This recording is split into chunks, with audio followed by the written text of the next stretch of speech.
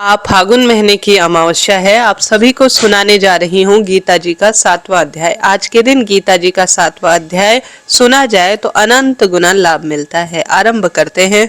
इष्ट तिथि पर पितरों को समर्पित पितरों का ध्यान करते हुए कि मेरे पितरों का तारण हो, उन्हें मोक्ष प्राप्त हो, गीता जी का 7वां अध्याय सुना जाए तो निश्चित रूप से पितरों को अधोगति से मुक्ति मिलती है और साथ ही पितृदोष से मुक्ति मिलती है। सांसारिक मानसिक आर्थिक कष्ट बंधनों से पूर्णतया शास्त्रों में वर्णन है कि इससे मुक्ति प्रदान होती है। कैसे किस स्वरूप में इसको सुनने का विधान है, बहुत सरल है। अगर आप इस विधि से नहीं सुन सकते तो सिर्फ पितरों को नमस्कार कर कर उनका ध्यान कर भी गीता जी का 7वां अध्याय सुन सकते हैं। तो विधि सुने। आप अपने पास जल का लोटा रख लें।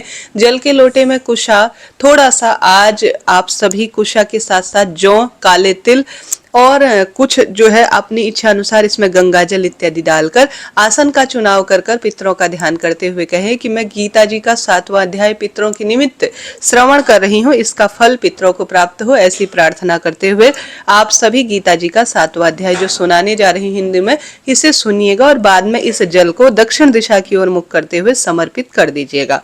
तो गीता जी के 7वें अध्याय में लिखा गया है, जिसमें श्री भगवान बोले, हे पार्थ, अनन्य प्रेम से मुझ में आसक्त चित्त तथा अनन्य भाव से मेरे पारायण होकर योग में लगा हुआ तो जिस प्रकार से संपूर्ण विभूति, बल, ऐश्वर्य आदि गुणों से युक्त सत्य आत्मरूप मुझको संशय रहित जानेगा, उसको सुन।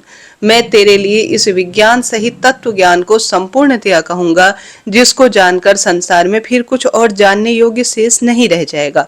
हजारों मनुष्यों में से कोई मेरी प्राप्ति के लिए यत्न करता है और उन यत्न करने वाले योगियों में भी कोई एक मेरे पारायण होकर मुझको तत्व से अर्थात यथार्थ रूप से जानता है।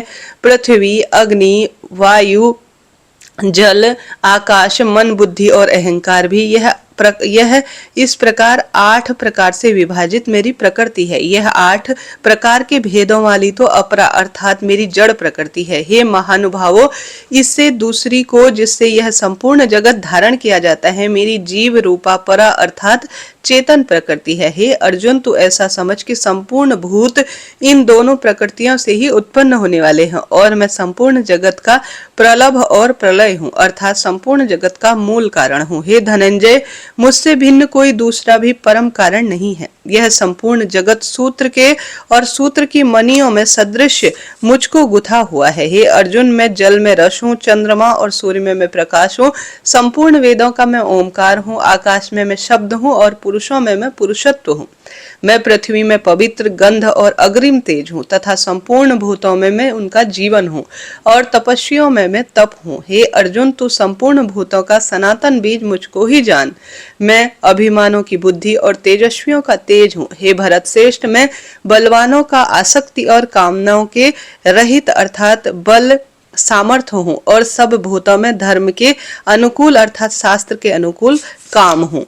और जो भी सतगुण से उत्पन्न होने वाले भाव हैं और रजोगुण और तमोगुण से होने वाले भाव हैं, उन सबको तू मुझसे ही होने वाला जान, परंतु वास्तव में उनमें मैं और मुझ में वह नहीं है। गुणों के कार्य रूप सात्विक, राजस और तामस, इन तीनों प्रकार के भावों में यह संसार प्राणी समुदाय मोहित हो रहा है।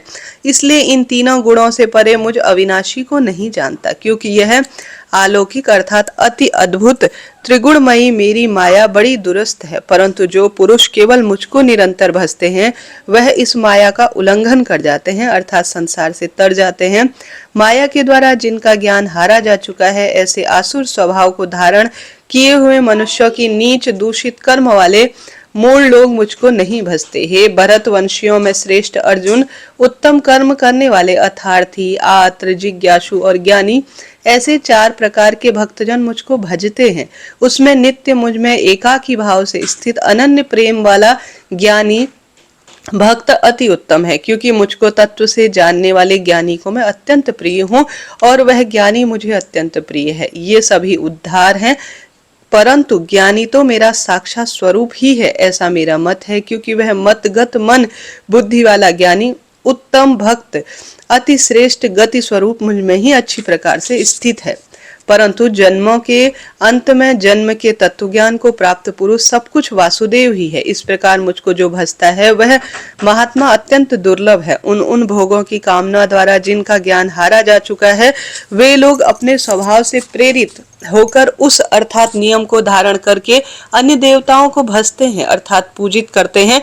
जो सकाम भक्त जिस जिस देवता के स्वरूप को श्रद्धा से भजते हैं, उस भक्त को श्रद्धा को मैं उसी देवता के प्रति स्थिर कर देता हूँ। वह पुरुष उस श्रद्धा से युक्त होकर उस देवता का पूजन करता है और उस देवता से मेरे द्वारा ही विधान किए हुए उन इच्छित भोगों को निसंदेह प्राप्त करता है। परंतु उन अल्प बुद्धि वालों का वह फल नाशवान है तथा वह देवताओं को पूजने वाले देवताओं को प्राप्त होते हैं और मेरे भक्त चाहे जैसे भजे अंत में मुझको प्राप्त हो जाते हैं। बुद्धिहीन पुरुष मेरे अनुतम अविनाशी परम भाव को न जानते हुए मन इंद्रियों से परे मुझ सच्चिदानंद परमात्मा को मनुष्य की भांति जन्म कर भक्ति भाव को प्राप्त हुआ मानते हैं। अपनी योग माया में छिपा हुआ मैं सबके प्रत्यक्ष नहीं होता, इसलिए यह अज्ञानी जन समुदाय मुझ जन्म रहित अविनाशी परमेश्वर को नहीं जानता अर्थात मुझको जन्मने और मरने वाला समझता है। हे अर्जुन, पूर्व में व्यतीत हुए तथा वर्तमान में स्थित तथा आगे होने वाले सब भूतों को मैं जानता हूँ, परंतु मुझको कोई भी श्रद्धा भक्ति रहित पुरुष नहीं जानता। हे भरतवंशी अर्जुन, संसार में इच्छा और द्वेष से उत्पन्न सुख दुख द्वंद्व रूप मोह से संपूर्ण प्राणी अत्यंत अज्ञानता को प्राप्त हो रहे हैं, परंतु निष्काम भाव से श्रेष्ठ कर्मों का आचरण करने वाले जिन पुरुषों का पाप नष्ट हो चुका है, वह राग द्वेष जनित द्वंद्व रूप से मोह से मुक्त दृढ़ निश्चयी भक्त मुझको सब प्रकार से भजते हैं। जो मेरे शरण होकर जरा और मरण से छूटने के लिए यत्न करते हैं, वह पुरुष उस ब्रह्मा को, संपूर्ण अध्यात्म को, संपूर्ण कर्म को जानते हैं। जो पुरुष अधिभूत और अधिदेव के सहित तथा अधियज्ञ के सहित अर्थात सबका आत्मस्वरूप मुझको अंत काल में भी जानते हैं, वह युक्त चित्त पुरुष मुझे सदा सर्वदा जानते हैं और अर्थात मुझे पूर्ण रूप से प्राप्त हो जाते हैं। गीता जी का 7वां अध्याय पूर्ण। इस विषय में भगवान शिव कहते हैं, हे पार्वती, अब मैं 7वें अध्याय का महत्व बताता हूँ, जिसे सुनकर कानों में अमृत राशि भर जाती है। पाटलिपुत्र नामक एक दुर्गम नगर है, जिसका गोपुर अर्थात द्वार बहुत ही ऊंचा है। उस नगर में शंकुकर्ण नाम का एक ब्राह्मण रहता था। उसने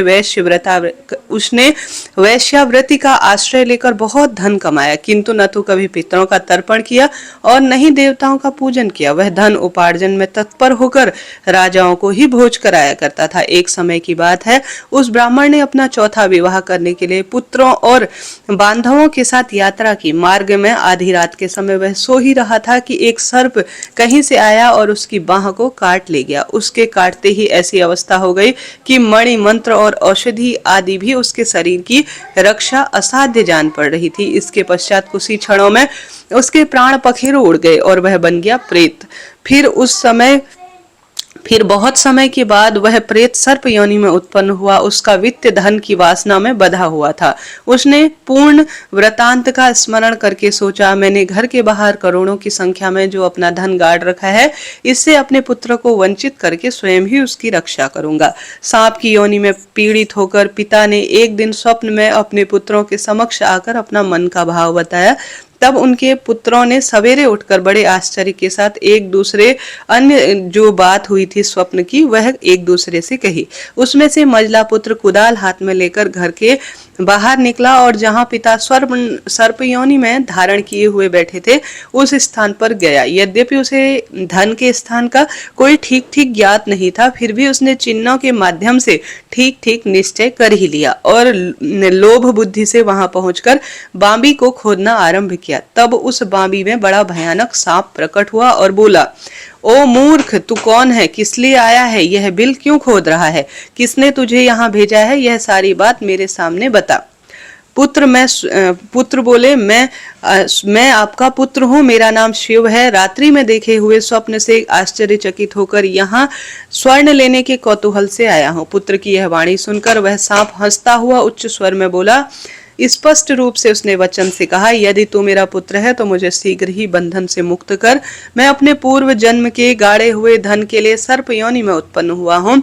पुत्र, पिता की मुक्ति कैसे होगी? उसने कहा, इसके उपाय कृपया मुझे बताएं, क्योंकि मैं इस रात में सबको छोड़कर आपके पास आया हूँ। पिता बोले, बेटा, गीता के सप्तम अमृतमयी अध्याय को छोड़कर मुझे मुक्ति देने के लिए किसी में भी क्षमता नहीं है। न तो तीर्थ, न दान, न तप और यज्ञ सर्वथा इस समय असमर्थ जान पड़ रहे हैं। केवल गीता जी का 7वां ही अध्याय प्राणियों के जरा, मृत्यु आदि दुखों को दूर करने वाला है। पुत्र, मेरे मुक्ति के लिए गीता जी के सप्तम अध्याय का पाठ करने वाले ब्राह्मण को श्रद्धा पूर्वक भोजन कराओ, इससे निसंदेह ही मेरी मुक्ति हो जाएगी। वत्स, अपनी शक्ति के अनुसार पूर्ण श्रद्धा के साथ निर्व्यसनी और वेद विद्या में प्रवीण अन्य ब्राह्मणों को भोजन कराना। सर्प योनि में पड़े हुए पिता के ऐसे वचन सुनकर सभी पुत्रों ने उनकी आज्ञा अनुसार तथा उससे भी अधिक करने का पूर्ण प्रयत्न किया। तब शंकुकर्ण ने अपने सर्प देह को त्याग कर दिव्य देह को धारण किया और अपने पुत्रों को पूरा धन बांट दिया। पिता के करोड़ों की संख्या में जो धन था, पुत्रों ने आपस में बांट लिया और बहुत प्रसन्न हुए। उनकी बुद्धि बहुत प्रखर हुई और धर्म कर्म के कार्य में लग गए। इस धन से उन्होंने कुआं, बावरी, पोखरा, यज्ञ, देव मंदिर आदि प्रयोग में इस धन को पूर्ण रूप से लिया और अन्नशाला भी बनाई। इसके पश्चात 7वें अध्याय का सदा सर्वदा वह जप करते रहे और उन्हें मोक्ष की प्राप्ति हुई। हे पार्वती, यह तुम्हें गीता का 7वें अध्याय का महत्व मैंने बताया, जिसे श्रवण मात्र से समस्त मनुष्य के पातकों से पूर्ण रूप से मुक्ति मिल जाती है। बोलिए हर हर महादेव। पितृ देवता की जय। प्रिय श्रोताजनों, आज के शुभ अवसर पर मैंने आपको गीता का 7वां अध्याय सुनाया। इससे पहले मैंने कथा इत्यादि संपूर्ण बात बताई है। आज सूर्य ग्रहण का समय भी चैनल पर वीडियो के माध्यम से इसी चैनल के कमेंट्स में पिन है, देखिएगा। हर हर महादेव।